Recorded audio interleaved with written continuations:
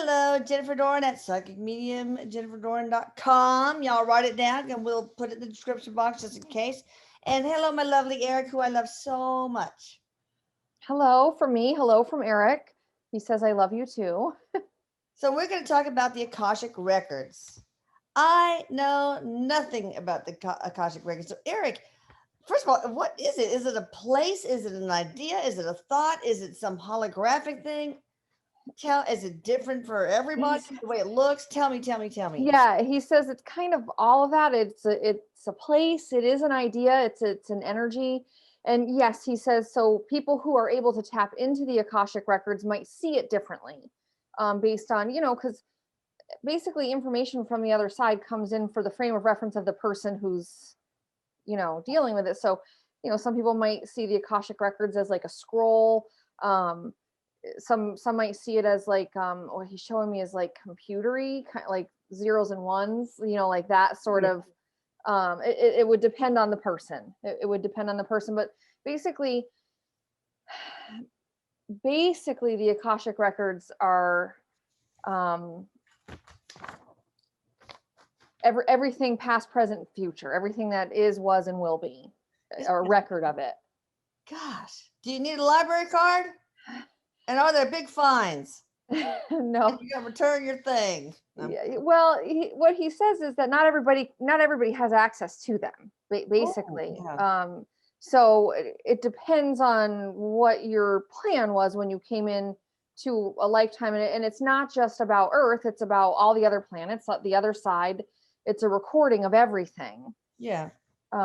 So not everybody down here is going to resonate with the Akashic records or be able to tap into them or see them.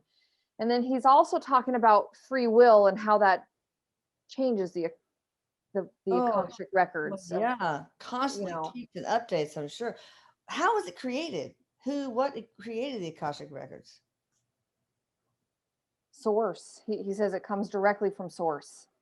Has it been there forever? Ever. Since the beginning of humanity or any no, kind of forever. Forever. It's been there forever. It's an eternal thing. Does it require any upkeep? Any janitor, sweep the halls, carry out the trash? I'm kidding. Was any kind of maintenance or it really is basically connected right to the collective conscious. So it updates, it just automatically kind of, but there is updates and changes to it. Based on free will. And so Erik is, what he's talking about is actually kind of interesting. And so he's talking about like free will being able to change it and alter it. But then he's also said sometimes your free will in a situation does not change your destination. Okay. So it's like, there's multiple routes to reach the same place. I'm running out of questions because they're coming to me. Okay, so is there any group of spirits or maybe the archangel or whatever that kind of oversees the Akashic records? Yeah, but what he's saying is that there is always, basically, to put it in a frame of reference that we would understand, there's always souls milling around in the Akashic records. Oh, okay. But there's not really a need for upkeep. It's not like we would need an IT guy. Basically. Okay, so can somebody, some spirit, go to the Akashic records and change someone's Akashic records to do them harm, or for that matter, to do them good? Can actually change? No. He says it's not. That's not how that would work. It doesn't work that way. Okay. Are there different Akashic records?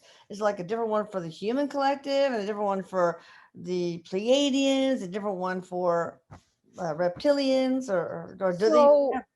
What he's done is like umbrella them all under one thing, but then yes, there are subsets within. Just like with humanity, there'd be a subset just for you in this particular lifetime. Okay. So it really is one big collective conscious, because extraterrestrials living lives on other planets, humans living lives here, souls on the other side, we're all part of the same collective conscious. Okay. And that's how the Akashic Records is like that. So you look at that, but then each planet would have their own subset. The other side would have it, and then each individual would have, Their own um, little shelf, so to speak, yeah, yeah, metaphorically speaking? Okay. yes. Um, all right, so why would you guys in spirit visit? Well, first of all, tell me about your first visit to the Akashic Records, Eric. So what's interesting is Erik was showing me like a room, and then going like it's like a filing room, and you could go and look and you find your thing and you could pull out the scroll. Basically, Erik is showing me Yeah, his what like a give me scroll. decimal system. Ye- Oh, okay. Yeah, yeah. So then he says, what, like, you're asking about the first time he went, which was, Right. well before this particular lifetime. And so what it is it's like he pulls it out, and it's like the higher self, and then underneath the higher self are all the lifetimes that there's the potential to have. And he says he saw his Akashic record before he ever came in, so I don't even know time Wow. timeline here when that would have been. I mean, it's, Right. Before he even incarnated. he, Is that usually what people do? What souls do? mhm. Yeah, oftentimes, yeah. Just to see the potential of what could be coming, what is coming. But he says even that changes. Yeah, Um, free will and with your soul planning, I'm sure mhm. you can chase things. So does everybody see it like that? Like pull out a drawer and there's a scroll? Every No, or no. Again, even over there, even when we go and see it over there, it would just kind of depend on what you liked. What your, what setting you would like to see your Akashic record in.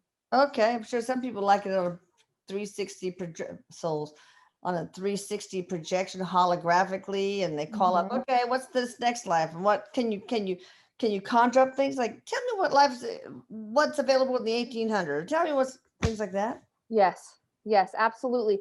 And then he was even showing me that some people, souls, prefer to, it's not even writing, it's more of the feeling, the sensation, Oh. the visuals of it. It's not necessarily just reading. Yeah. It can be an experience. Oh yeah. Does it ever speak? Like, okay, yes, sir, yes. I'm watching this series called Second Chance. Is really good. There's this Arthur this digital thing that talks and says and finds out information. Is it like that sometimes? Yeah, yes, it can be. Yeah, like you could just go there and sort of talk and say, pull this up, pull that up, show me this, show me that. Wow, man, um voice and then control at its best. there are different levels of access, is what he's saying to me. So like you were asking about, like, just being able to see other people or other souls, or interfere with them, and there are, we can't just go and see everybody's if we wanted to. There's like different levels of access. So like you're saying, like the archangels and stuff, there are certain beings that can see everything, Okay. at anything that they wanted to see, whereas like maybe like our type souls might be a little more restricted. Okay. um, And we only can see ours, maybe? well, no, it's not just only ours, but it feels like more about a relevance thing to us. Like we just really wouldn't want to see Oh, certain okay. things. Like it just wouldn't be pertinent to whatever our plan is. Okay. So what do I have access to, Eric? And what do you have access to? um, so you from here on earth don't have access to a whole lot. Okay. Your life, perhaps some of your kids, but it feels like glimpses, like Okay, yeah. you'd have glimpses of stuff from over there, from your soul over there. um it feels like soul family. It feels like you'd have access to a lot of soul family type stuff. Eric's access is definitely much broader. Broader. All right. So, what about people who can do Akashic record readings for people like Kim Voight? Yeah, so that is very much in the context of a psychic ability here. Okay, Okay. go So on. so there's all the clairs, and some people are really connect to extraterrestrial energy. Yeah. Some people are excellent with the tarot cards or the pendulums. It's like that. It's the source through which you access the psychic information. Some people just really resonate and vibrate on the same kind of level as the Akashic records. Oh wow. Which brings me to one of Paula's questions. Uh, okay, and maybe it is, maybe it isn't, but she's asking, why the Akashic records? Why are they in the eighth dimension and not higher or lower? First of all, are they part of the? Are they in the eighth dimension? Yeah, Eric says it has something to do with accessibility. Oh, I Okay. felt that. Yeah, but Yep. eighth dimension, right? Yes. So that's if it were too high, the access would be limited, and So it needs like, to be accessible. all right, so the PMs like me couldn't access it. Correct. If it was too high, I mean too low, then what? Well, if it were too low, Eric says it wouldn't have the protection that it does need. If it gets too low, Oh yeah. then it becomes more vulnerable, is how he puts it. Is like negative entities and stuff like that. Yeah. Well, where the Akashic records is now, can negative entities or that they cannot. What happens? It's just too high. They can't. They bump up against a glass wall. Correct. Okay. Yep. Unless we have Tommy Boy runs into a mirror and smack. That's gonna leave a mark. I just get this. Yeah. The Hat Man doing that. Boing. Yeah. Leave a mark. Oh, why do I go there to these things? I don't know. All Frame right. of reference. It's just it's a good analogy for you. That's what that is. So you're given that. Well, I have to make a fool of myself at least once on every YouTube. Now, when you first saw what, okay, why would you go there now? Do you ever go there now while you're in spirit, Erik? So, yeah, he does. And actually, what he says is it's actually very peaceful there. It really is. It has that feeling of the collective conscious. It's very peaceful. It's very pleasant. Yeah. So, there are plenty of us who would choose to go there and be there. It's almost like what he's showing me. It's almost like what we would feel like in a Buddhist temple, or it feels it's got a very high vibration. It's like it seems like it would be like doing your homework at Starbucks or something. Yeah. Or Borders bookstore. Those bigger, not Starbucks. No, the bookstores. What bookstore am I thinking of? But you know what I'm talking about. Barnes and Noble. Oh, Barnes and Noble. Well, like people do their homework. Or, yeah. Okay. Yeah. There we go. Okay. Yeah, because what he's saying is like even on the other side, like we're doing our thing, like we're whatever it is that we're doing, and the Akashic record it just has a different vibration to it. So how often do you go? And why? Why do you go? Do you ever just like want to look up the Akashic records of people you're trying to help or people? Yeah, no, he definitely does. So time over there is not the same as time over here. He says he goes a few times a week, and if to put it in our frame of reference, he goes a few times a week. And yes, he does go to look at the people he's helping and to see how best to help them. Well, is there anything else like not books, but ways for you to learn, gather information for your own evolution from the Akashic records? Yeah. Okay. Is it?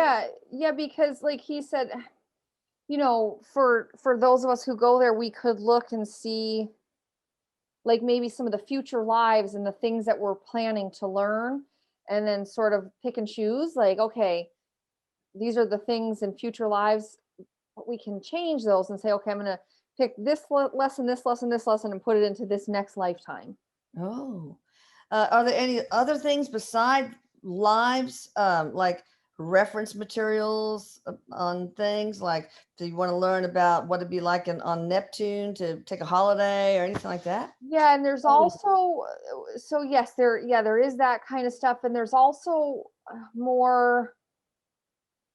Well, we'll just stick with Earth because that's just the easiest context. But but there'd also be Akashic records for massive things that are happening. I was wondering, that's my next question. Yeah. Yeah, yeah. So that sort of thing that aren't necessarily broken down with the individual people, but global things. So the pandemic would have been in the Akashic records. Wow. What about, would somebody benefit by looking at the Akashic records of World War II, for example, or Mhm. is that okay? Yeah, absolutely. Yeah, there, depending on what your soul's goal is, there could be benefit for looking at any um big picture thing throughout time. So when you have this, oh, can you like get a book? I'm gonna say book or a scroll about learning how to be a kick-ass kickboxer or a Krav Maga person, so that you can kind of take that to your next life? Or Yeah, yeah, you can, but he says something like that, you would also really actually want to do it wouldn't be just about looking into the Akashic records. You would actually want to then go and actually learn through like schooling and lessons and teachings on the other side if you wanted to learn it on the other side to bring here. Yeah. on the other side, okay, in heaven. Yes. Okay, okay, good. So you can do that? You can Yeah. take, wow. So what Eric is saying is that you can learn anything on the other side. So if a soul never was a professional chef here, Yeah. you could learn to be a professional chef over there and then bring it into a lifetime. Bring that talent. You wouldn't know Mhm. everything, but the talent would be Right. obviously Yep. the gift. Wow, that's cool. Oh boy, I'm gonna have to look into some books, man. So how do you get that information? You go, okay, it says to kick like this, and or can you upload it? I mean, download it into your soul? So that what he was saying is like you wouldn't necessarily the Akashic record, he says think of it like an encyclopedia. Yeah, Okay. So you could learn about it intellectually, but then you would have to then go and learn the actual right. techniques. It's like a cookbook. You can learn how to Yes. make a cupcake, but Yeah, but that wouldn't necessarily be from the Akashic records. Like if you wanted to learn Krav Maga, you'd go to a soul on the other side who was an expert in that, and okay, they would teach it to you.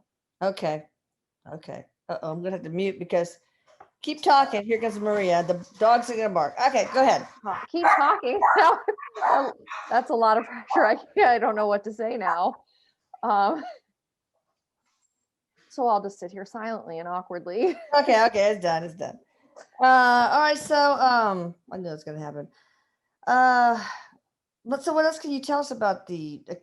Can I, through somebody who can access a record, go and find out about Neptune or find out about the kickboxing?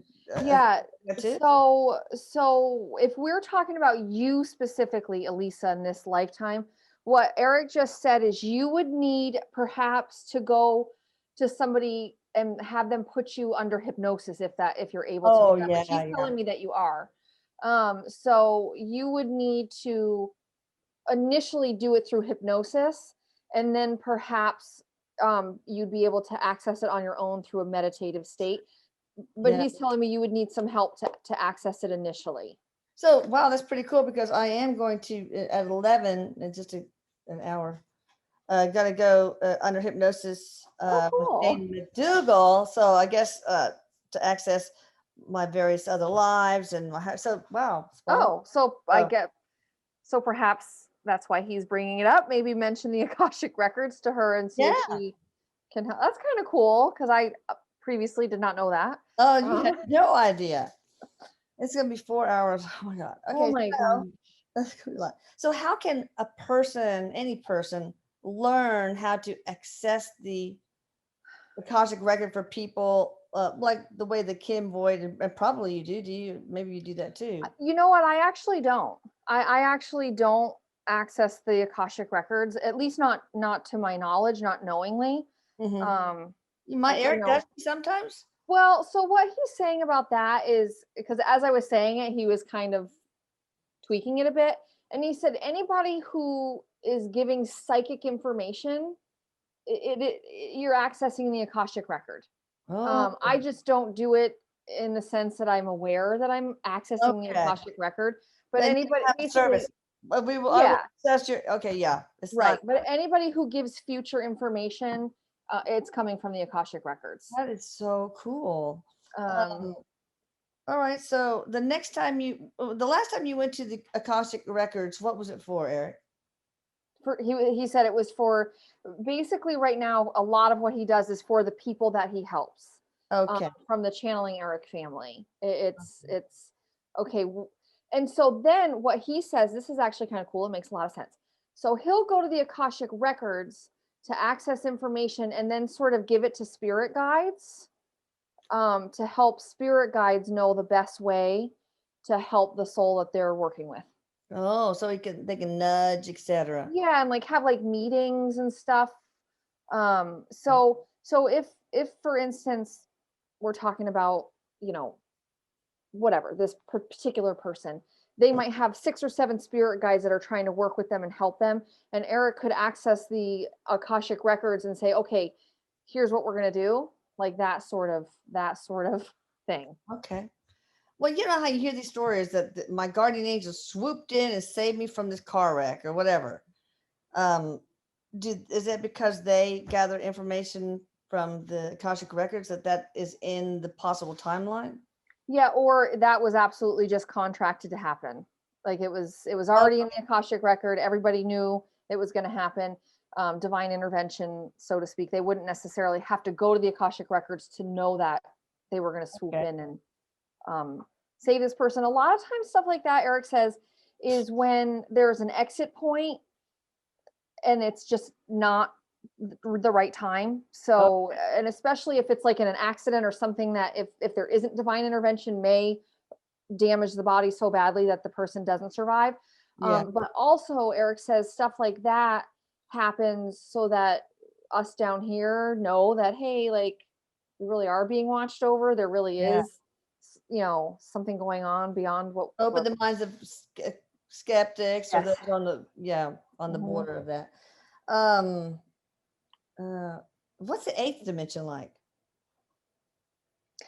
I mean, what is the So ninth the dimension like? And then what's the seventh?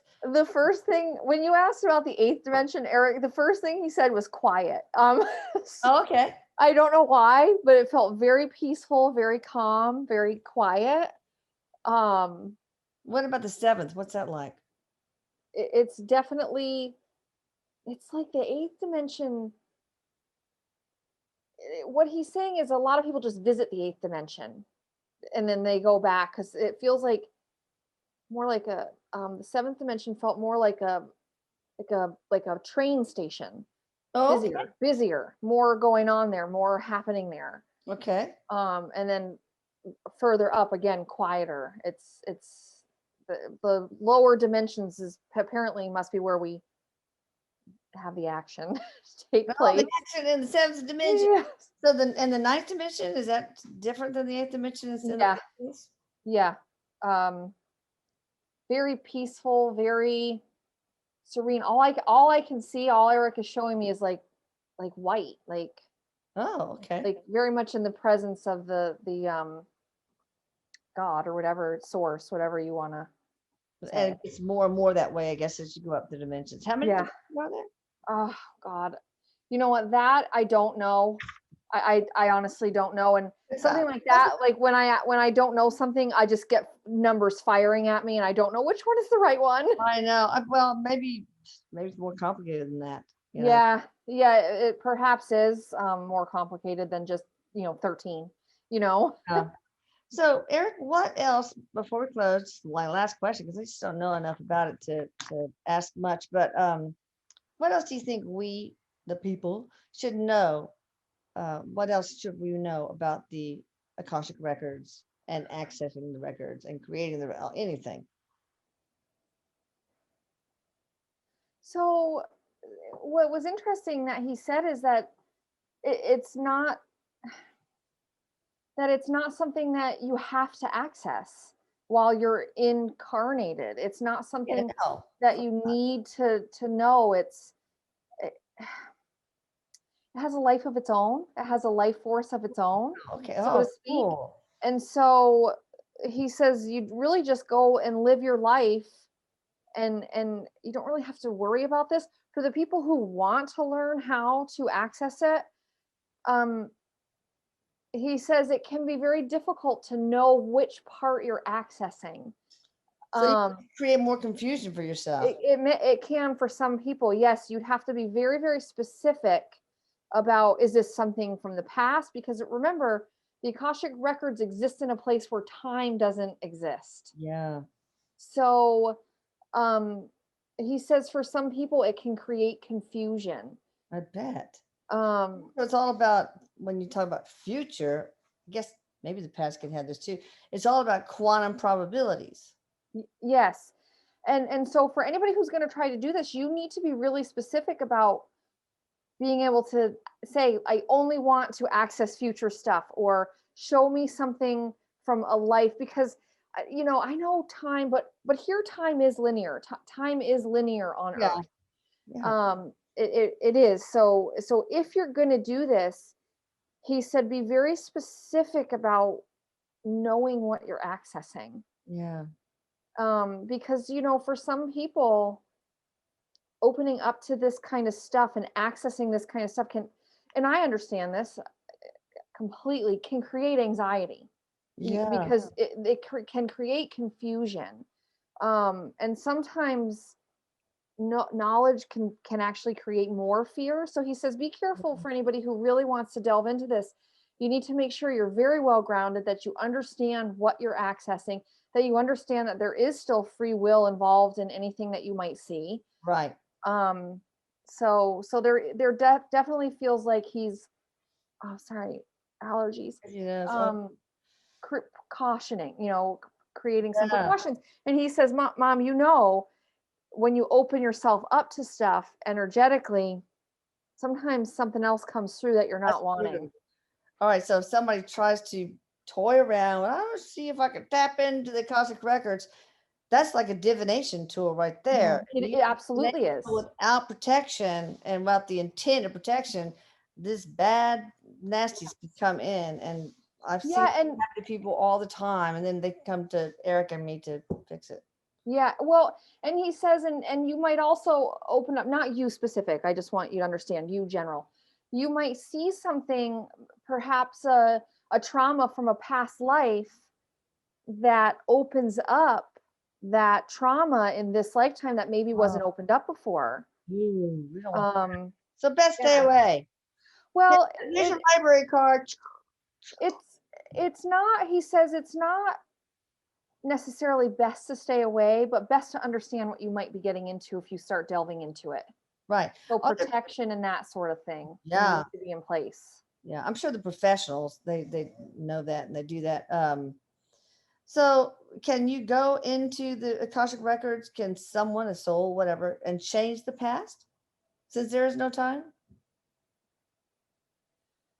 That is one that always, when I personally ask about that, what I hear is that past lives on Earth are done. We've done them. They're sort of solidified. Quantum probability, 100% done. Okay, close the book. Yeah, but it's because, again, like Earth is linear, but other planets aren't necessarily, and the other side is not necessarily. So other planets, they might not have linear time. Correct. So they could change the past probably in their Akashic records. That is so cool. Well, Earth has to have for it to work with polarity and learning with human experience. We have to have linear time. We have to have cause and effect, so we have consequences and things like that. So yes. And we have to know when to have our cup of coffee, which I'm going to have after my training session. I can't have it before. So started singing. He just started singing that Kenny Rogers song, The Gambler. Yeah. No, yes. Yeah. Okay, I'll stop. All right, great. Do you have anything else to ask Erik or say, Erik? No, we do not. However, when we're done, can you not disconnect me? Okay, I won't. Okay. He just says, I love you. And he's actually blowing kisses to you today. Does that a lot. So y'all get in touch with psychicmediumjenniferdorn.com.